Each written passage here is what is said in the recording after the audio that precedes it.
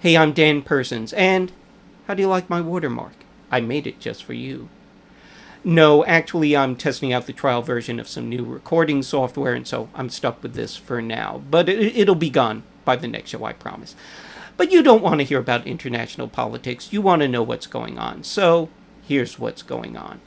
This is it. This is the weekend when Pacific Rim finally gets into theaters. This is Guillermo del Toro's kaiju film with big ass monsters fighting big ass robots. I thought, in honor of the release of the film, we'd run the press junket interview with Del Toro. Now, I've interviewed Del Toro a couple of times now, and I'd do it again. I'd do it whenever and wherever he wanted because he's just so much goddamn fun to talk to. First time I spoke to him, I had asked him, what's behind what you do? Why are you doing the films that you're making? And he said, I'm a geek. And I said, brother. No, I didn't. And I didn't try to hug him either because we were talking on the phone. He is, by the way, now an Oscar-nominated geek, what with Pan's Labyrinth having raised dark fantasy to a whole new level. So I am really looking forward to seeing what Pacific Rim is about. Now, before we get to the interview, I thought we'd run a clip as well. You're going to see a lot of the monster battles in other places, so I thought I'd take a different approach and use a different action scene for you to get a look at what this film is about. So first off, we're going to see Charlie Hunnam and Rinko Kikuchi getting to know each other in a unique way, and then we'll be getting the uncut interview with Guillermo del Toro. So check it out. Remember, it's about compatibility. It's a dialogue, not a fight. But I'm not gonna dial down my moves. Okay. Then neither will I.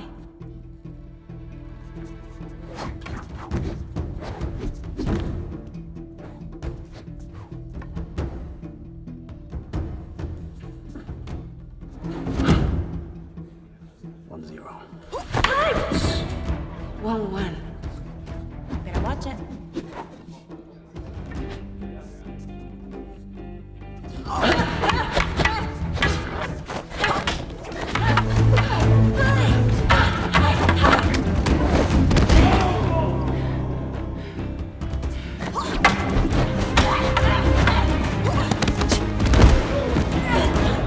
Enough.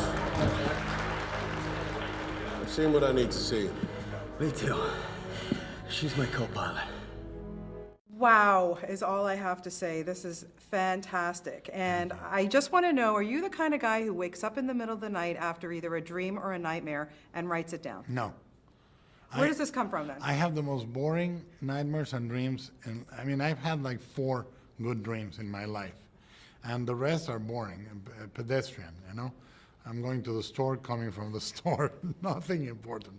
But I think that, on the other hand, my days are spent in complete, useless imagination. I'm just fantasizing about everything. I'm waiting in a restaurant for my order to come, and I'm thinking if somebody on the other table is hiding a murder, if they're gonna be coming from outer space, whatever it is, I'm fantasizing all day long. Well, amazing, because this is just, I'm watching it going, how does he think of this stuff? And for you, I mean, every time I talk to you, you're like a kid in a candy store, and you just keep getting younger and younger and having more fun. I do. This must have been, it's your dream project, I would think.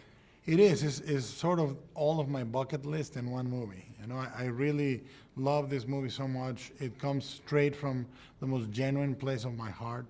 It's a movie that takes a genre that is either forgotten or the object of nostalgia and wholeheartedly embraces it without postmodern winking and nudging, It's a poem to giant monster movies. Yeah, and you knew, though, it was going to be a huge undertaking. What you did in Toronto, I mean, you used every soundstage you could possibly use. Yes. You built these huge sets, and then you put your actors through the worst torture I think anybody in the history of directing has ever done. Yes. How did you know that you were going to get through all of it? I knew because I basically, a director's gift is like an explorer's, not to give, not to give in, not to quit. And as long as you don't, you're gonna arrive to the ending with a couple of explorers behind you left. Many will die on the journey, but you get there. I mean, you look at the Everest, you look at the top, and you go, "Hey, let's get there." And you don't think about it after planning it and planning it and planning. Once you're climbing, you don't stop. So what really challenged you in this whole thing? It's a stamina. I mean, just lasting. You know, you gotta be made of very hard plastic to make the journey. You have to really be able to be fiscally responsible, technically proficient, artistically minded. It's a whole combination of features that allow a director to survive. And you have some, fantastic actors in this, and really they took that journey with you, hook, line, and sinker. But when they, just take me back for the first day you put people, like Rinko or Charlie and Eldris in those con pods and made them, they're ultimately doing a 12-hour workout per day, you know? It was really horrible for me too. I know that it doesn't look that way for them because I was in a monitor with a cappuccino, but my heart was breaking for them, honestly. I'm being not ironic. It's as savvy as as terrible as it sounds. But I was there suffering because they were in pain. The first day was Rob Kaczynski and Max Martini. And second day, we had fixed a lot of the problems. Third day, we had fixed a lot of the problems. Then fourth day comes Idris and Rob. And it was tough. It was like starting all over. And by the time Charlie came in, we had solved X amount of problems. But they had a 2-ton machine on their back, digging in. They were on an exercise machine. They had 2 machines strapped to their arms. Every movement was like being in an exercise machine. And then I started throwing water and fire and smoke and steam at them and sparks. Poor people. I like them, but... Oh, well, you know what, I think at the end of the day, they were all happy that they did it. No, and I did it with love. Yeah. And they love working with you. What is your secret? How do you keep such happy sets, especially under such strain? I care, and I think that I did about 12, 13 movies as part of a crew before directing. And if you want to direct well, you need to be part of a crew. If you want to command, you need to obey before, and you learn to follow orders. And I think that when an actor feels lonely, when somebody in the set is super tired, and you try to, within still achieving your end, you try to keep telling them, I know where you are, I know how you feel, I'm with you. Yeah, that's good. Well, they felt it for sure. In the film, obviously, the co-pilot, they have to drift, they have to mind meld. Who in real life would you want to be your co-pilot? I think Stephen King. I would love that. I would love to get all his ideas. He can get all my ideas. I would love to know where his mistakes and how he learned from them, everything. You worked on this film with ILM. Yeah. My goodness, did they exceed your expectations? Yes, they did. I mean, I think, once again, I think that what a director does is create an environment where people think they can invest the best of themselves, and it will be rewarded by showcasing it. And I feel that we had a very good relationship in that. They knew they were going to work hard, but they knew I would take care of them at the end of the day.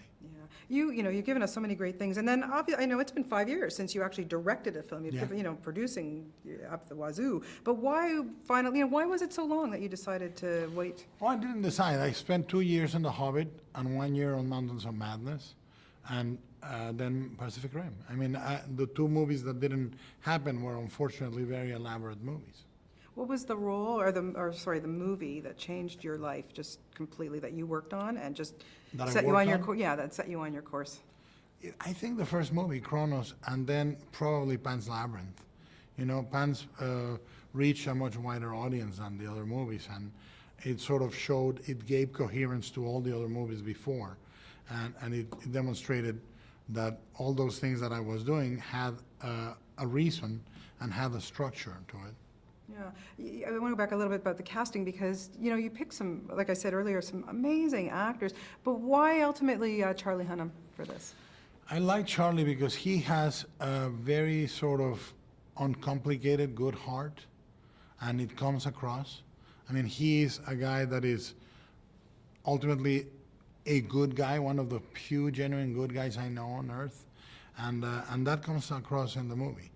He can play a hardcore biker in Sons of Anarchy, but I believe his nature is closer to Rolly.